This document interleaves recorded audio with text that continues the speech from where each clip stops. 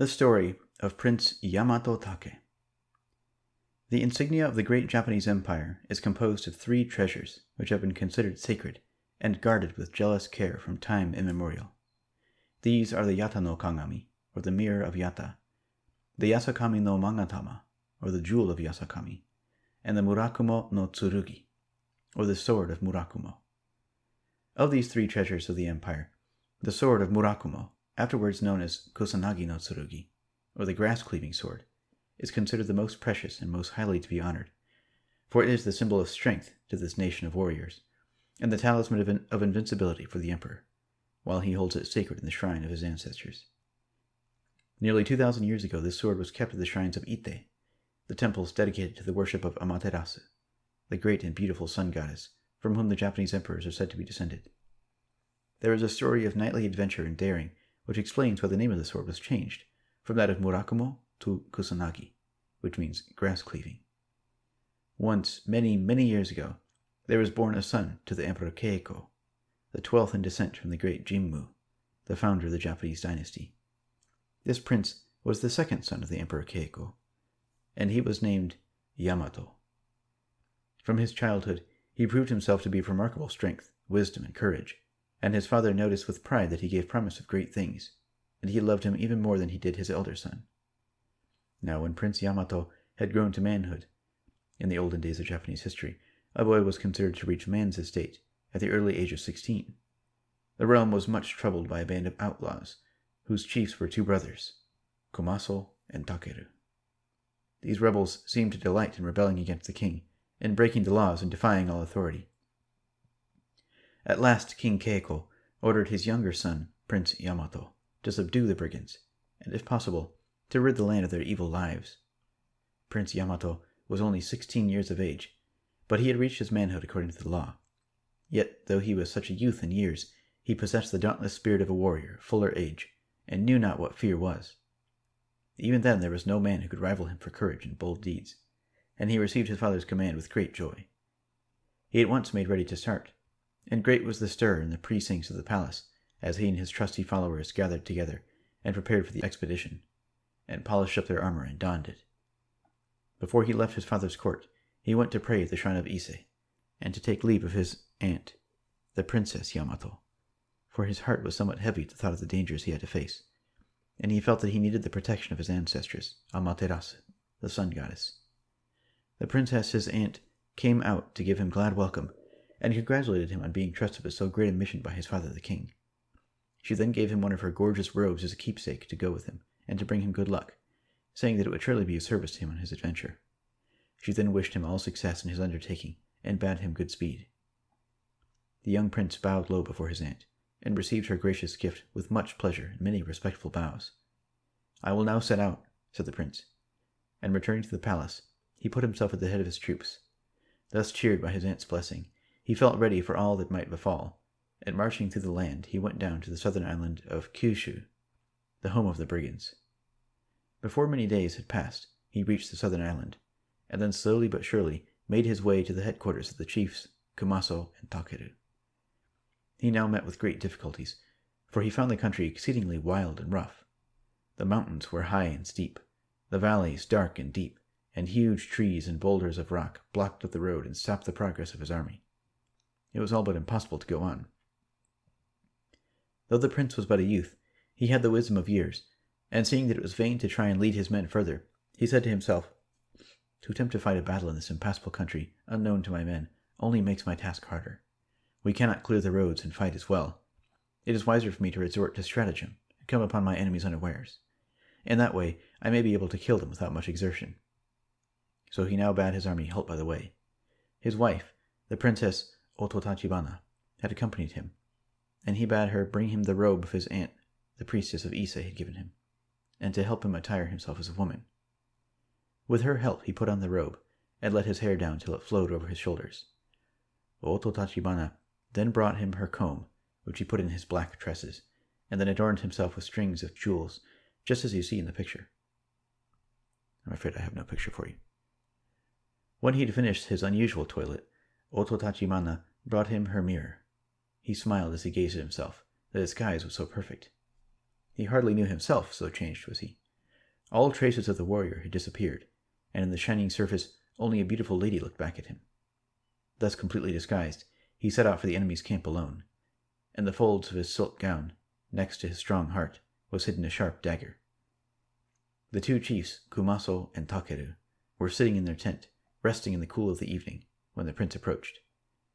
They were talking of the news which had recently been carried to them, that the king's son had entered their country with a large army determined to exterminate their band. They had both heard of the young warrior's renown, and for the first time in their wicked lives they felt afraid. In a pause in their talk, they happened to look up, and saw through the door of the tent a beautiful woman, robed in sumptuous garments, coming towards them. Like an apparition of loveliness, she appeared in the soft twilight. Little did they dream that it was their enemy whose coming they so dreaded, who now stood before them in this disguise. "What a beautiful woman! Where has she come from?" said the astonished Kumaso, forgetting war and council and everything as he looked at the gentle intruder. He beckoned to the disguised prince, and bade him sit down and serve them with wine. Yamato Take felt his heart swell with a fierce glee, for he now knew that his plan would succeed.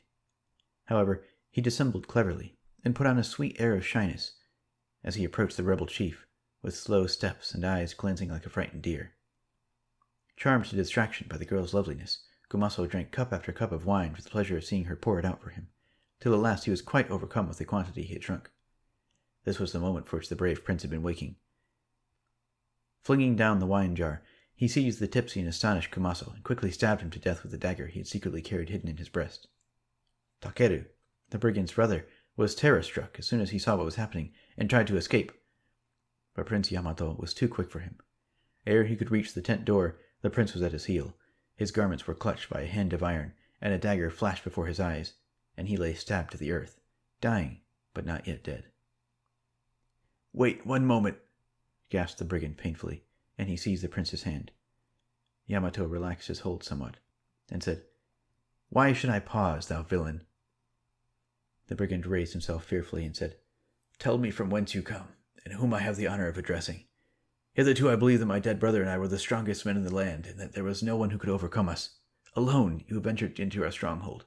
Alone you have attacked and killed us. Surely you are more than mortal?" Then the young prince answered with a proud smile, "I am the son of the king, and my name is Yamato, and I have been sent by my father as the avenger of evil to bring death to all rebels. No longer shall robbery and murder hold my people in terror." And he held the dagger dripping red above the rebel's head. "Ah," gasped the dying man with a great effort, "I have often heard of you. You are indeed a strong man to have so easily overcome us. Allow me to give you a new name. From henceforth, you shall be known as Yamato Take. Our title I bequeath to you as the bravest man in Yamato."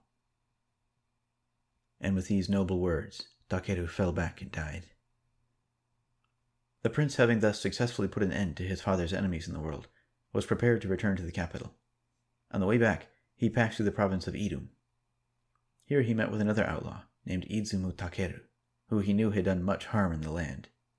He again resorted to stratagem, and feigned friendship with the rebel, under an assumed name. Having done this, he made a sword of wood, and jammed it tightly in the shaft of his own strong sword. This he purposely buckled to his side, and wore on every occasion when he expected to meet the third robber, Takeru.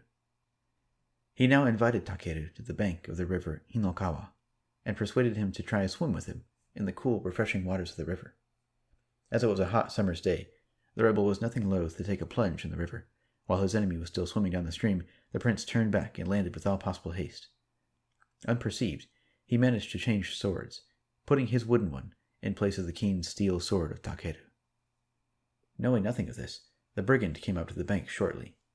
As soon as he had landed and donned his clothes, the prince came forward and asked him to cross swords with him, to prove his skill, saying, "Let us two prove which is the better swordsman of the two." The robber agreed with delight, feeling certain of victory, for he was famous as a fencer in his province, and he did not know who his adversary was. He seized quickly what he thought was his sword and stood on guard to defend himself. Alas! For the rebel, the sword was the wooden one of the young prince, and in vain Takeru tried to unsheath it. It was jammed fast. Not all his exerted strength could move it. Even if his efforts had been successful, the sword would have been of no use for him, for it was of wood. Yamato Take saw that his enemy was in his power, and swinging high the sword he had taken from Takeru, he brought it down with great might and dexterity and cut off the robber's head. In this way, sometimes by using his wisdom, and sometimes by using his bodily strength, and at other times resorting to craftiness, which was as much esteemed in those days as it is despised in these. He prevailed against all the king's foes one by one, and brought peace and rest to the land and his people. When he returned to the capital, the king praised him for his brave deeds, and held a feast in the palace in honor of his safe coming home, and presented him with many rare gifts. From this time forth, the king loved him more than ever, and would not let Yamato Take go from his side, for he said that his son was now as precious to him as one of his arms. But the prince was not allowed to live an idle life long. When he was about 30 years old, news was brought that the Ainu race, the aborigines of the islands of Japan, who had been conquered and pushed northwards by the Japanese, had rebelled in the eastern provinces, and leaving the vicinity which had been allotted to them, were causing great trouble in the land. The king decided that it was necessary to send an army to do battle with them, and bring them to reason. But who was to lead the men? Prince Yamato Take at once offered to go and bring the newly risen rebels into subjection. Now, as the king loved the prince dearly, and could not bear to have him go out of his sight, even for the length of one day, he was of course very loath to send him on this dangerous expedition. But in the whole army there was no warrior so strong or so brave as the prince his son, so that his majesty, unable to do otherwise, reluctantly complied with Yamato's wish. When the time came for the prince to start, the king gave him a spear, called the 8-arms-length spear of the holly tree. The handle was probably made from the wood of the holly tree, and ordered him to set out to subjugate the eastern barbarians, as the Ainu were then called. The 8-arms-length spear of the holly tree of those days was prized by warriors just as much as the standard or banner is valued by a regiment in these modern days, when given by the king to his soldiers on the occasion of setting out for war. The prince respectfully and with great reverence received the king's spear, and leaving the capital, marched with his army to the east. On his way, he visited first of all the temples of Ise for worship, and his aunt, the princess of Yamato, and the high priestess came out to greet him. She it was who had given him her robe, which had proved such a boon to him before in helping him to overcome and slay the brigands of the West. He told her all that had happened to him, and of the great part her keepsake had played in the success of his previous undertaking, and thanked her very heartily. When she heard that he was starting out at once again to do battle with his father's enemies, she went into the temple, and reappeared bearing a sword and a beautiful bag which she had made herself, and which was full of flints, which in those times people used instead of matches for making fire. These she presented to him as a parting gift. The sword was the sword of Murakumo, one of the 3 sacred treasures which comprise the insignia of the Imperial House of Japan. No more auspicious talisman of luck and success could she have given her nephew, and she bade him use it in the hour of his greatest need. Yamato Take now bade farewell to his aunt, and once more placing himself at the head of his men, he marched to the farthest east through the province of Owari, and then he reached the province of Suruga. Here the governor welcomed the prince right heartily, and entertained him royally with many feasts. When these were over, the governor told his guests that his country was famous for its fine deer, and proposed a deer hunt for the prince's amusement. The prince was utterly deceived by the cordiality of his host, which was all feigned, and gladly consented to join in the hunt. The governor then led the prince to a wild and extensive plain, where the grass grew high and in great abundance. Quite ignorant that the governor had laid a trap for him with the desire to compass his death, the prince began to ride hard and hunt down the deer, when all of a sudden, to his amazement, he saw flames and smoke bursting out from the brush in front of him. Realizing his danger, he tried to retreat, but no sooner did he turn his horse in the opposite direction than he saw that even there the prairie was on fire. At the same time, the grass on his left and right burst into flames, and those began to spread swiftly toward him on all sides. He looked round for a chance of escape. There was none. He was surrounded by fire. "The steer hunt was then only a cunning trick of the enemy," said the prince, looking round the flames and the smoke that crackled and rolled in towards him on every side. "What a fool I was to be lured into this trap like a wild beast!" And he ground his teeth with rage as he thought of the governor's smiling treachery. Dangerous as was his situation now, the prince was not in the least confounded. In his dire extremity, he remembered the gifts his aunt had given him when they parted, and it seemed to him as if she must, with prophetic foresight, have divined this hour of need. He coolly opened the flint bag that his aunt had given him, and set fire to the grass near him. Then, drawing the sword of Murakumo from his sheath, he set to work to cut down the grass on either side of him with all speed. He determined to die, if that were necessary, fighting for his life, and not standing still waiting for the death to come to him. Strange to say, the wind began to change and blow from the opposite direction, and the fiercest portion of the burning bush which had hitherto threatened to come down upon him was now blown right away from him, and the prince, without even a scratch in his body or a single hair burned, lived to tell the tale of his wonderful escape, while the wind, rising to a gale, overtook the governor, and he was burned to death in the flames he had set alight to kill Yamato Take. Now the prince ascribed his escape entirely to the virtue of the sword of Murakumo, and to the protection of Amaterasu, the sun goddess of Ise, who controls the wind and all the elements, and ensures the safety of all who pray to her in the hour of danger. Lifting the precious sword, he raised it above his head many times in token of his great respect, and as he did this, he renamed it Kusanagi no Tsurugi, or the grass-cleaving sword. And the place where he set fire to the grass round him and escaped from death in the burning prairie, he called Yaidzu. To this day there is a spot along the great Tokaido Railway named Yaidzu, which is said to be the very place where this thrilling event took place. Thus did the brave Prince Yamato Take escape out of the snare laid for him by his enemy. He was full of resource and courage, and finally outwitted and subdued all his foes. Leaving Yaidzu, he marched eastward, and came to the shore of Idzu, from whence he wished to cross to Kadzusa. In these dangers and adventures, he had been followed by his faithful, loving wife, the Princess Ototachibana. For his sake, she counted the weariness of the long journey and the dangers of war as nothing, and her love for her warrior husband was so great that she felt well repaid for all her wanderings if she could but hand him his sword when he sallied forth to battle, or minister to his wants when he returned weary to camp. But the heart of the prince was full of war and conquest, and he cared little for the faithful Ototachibana. From long exposure and traveling, and from care and grief at her lord's coldness to her, her beauty had faded, and her ivory skin was burnt brown by the sun. And the prince told her one day that her place was in the palace behind the screens at home, and not with him upon the warpath. But in spite of rebuffs and indifference on her husband's part, Ototachibana could not find it in her heart to leave him. But perhaps it would have been better for her if she had done so, for on the way to Idzu, when they came to Owari, her heart was well nigh broken. Here dwelt in a palace shaded by pine trees and approached by imposing gates, the Princess Miyadzu, beautiful as the cherry blossom in the blushing dawn of a spring morning. Her garments were dainty and bright, and her skin was white as snow, for she had never known what it was to be weary along the path of duty, or to walk in the heat of a summer sun. And the prince was ashamed of his sunburnt wife and her travel-stained garments, and bade her remain behind while he went to visit the Princess Miyadzu. Day after day he spent hours in the gardens in the palace of his new friend, thinking only of his pleasure, and caring little for his poor wife, who remained behind to weep in the tent of the misery which had come into her life. Yet she was so faithful a wife, and her character so patient, that she never allowed a reproach to escape her lips, or a frown to mar the sweet sadness of her face, and she was ever ready with a smile to welcome her husband back, or usher him forth wherever he went. At last the day came when the Prince Yamato Take must depart for Idzu and cross over the sea to Kadzusa, and he bade his wife follow in his retinue as an attendant, while he went to take a ceremonious farewell of the Princess Miyadzu.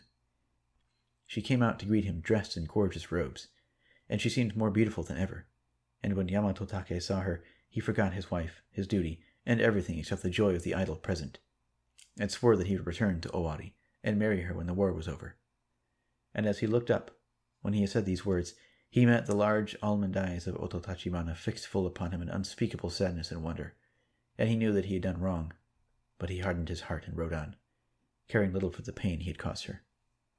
When they reached the seashore at Idzu, his men sought for boats in which to cross the straits to Kadzusa, but it was difficult to find boats enough to allow all the soldiers to embark.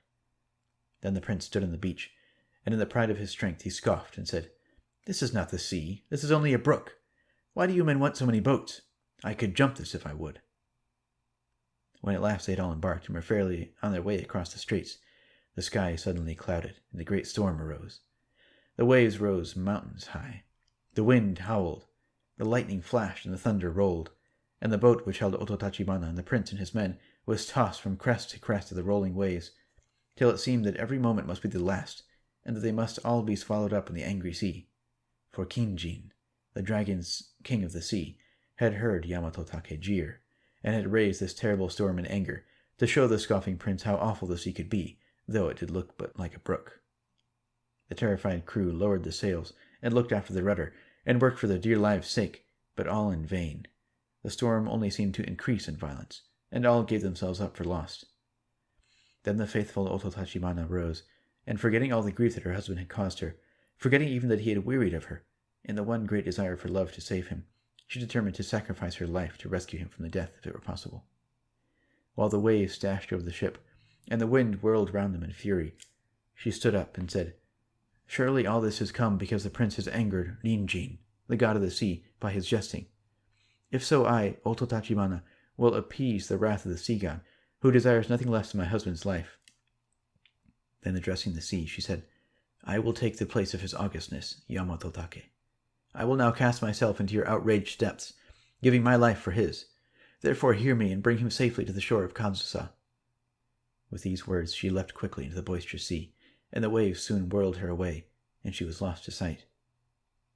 Strange to say, the storm ceased at once, and the sea became as calm and smooth as the matting on which the astonished onlookers were sitting. The gods of the sea were now appeased, and the weather cleared, and the sun shone as on a summer's day. Yamato Take reached the opposite shore and landed safely, even as his wife Oto Tachibana had prayed. His prowess in war was marvelous, and he succeeded after some time in conquering the eastern barbarians, the Ainu. He ascribed his safe landing wholly to the faithfulness of his wife, who had so willingly and lovingly sacrificed herself in the hour of his utmost peril. His heart was softened at the remembrance of her, and he never allowed her to pass from his thoughts even for a moment. Too late, he had learned to esteem the goodness of her heart and the greatness of her love for him. As he was returning on his homeward way, he came to the high pass of the Usuitoge. He here stood and gazed at the wonderful prospect beneath him. The country from this great elevation, all lay open to his sight, a vast panorama of mountain and plain and forest, with rivers winding like silver ribbons through the land. Then far off he saw the distant sea, which shimmered like a luminous mist in the great distance, where Oto Tachibana had given her life for him. And as he turned towards it, he stretched out his arms, and thinking of her love, which he had scorned in his faithlessness to her, his heart burst out into a sorrowful and bitterful cry. "Adzuma! Adzuma, ya! Oh, my wife, my wife!" And to this day there is a district in Tokyo called Adzuma, which commemorates the words of Prince Yamato Take, and the place where his faithful wife leapt into the sea to save him is still pointed out. So, though in life the Princess Oto Tachibana was unhappy, history keeps her memory green, and the story of her unselfish and heroic death will never pass away. Yamato Take had now fulfilled all his father's orders. He had subdued all rebels and rid the land of all robbers and enemies to the peace, and his renown was great, for in the whole land there was no one who could stand up against him. He was so strong in battle and wise in counsel. He was about to return straight for home by the way he had come, when the thought struck him that he would find it more interesting to take another route. So he passed through the province of Owari and came to the province of Omi. When the prince reached Omi, he found the people in a state of great excitement and fear. In many houses as he passed along, he saw the signs of mourning and heard loud lamentations. On inquiring into the cause of this, he was told that a great terrible monster had appeared in the mountains, who daily came down from thence and made raids in the villages, devouring whoever he could seize. Many homes had been made desolate, and the men were afraid to go to their daily work in the fields, or the women to go to the rivers to wash their rice. When Yamato Take heard this, his wrath was kindled, and he said fiercely, "From the western end of Kyushu to the eastern corner of Yezo, I have subdued all the king's enemies.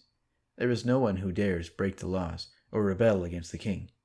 It is indeed a matter for wonder that here in this place, so near the capital, a wicked monster has dared to take up his abode and be the terror of the king's subjects. Not long shall it find pleasure in devouring innocent folk. I will start out and kill it at once." With these words, he set out for the Ibuki mountain, where the monster was said to live. He climbed up a good distance, when all of a sudden, at a winding in the path, a monster serpent appeared before him, and he stopped the way. "This must be the monster," said the prince. "I do not need my sword for a serpent. I can kill him with my hands."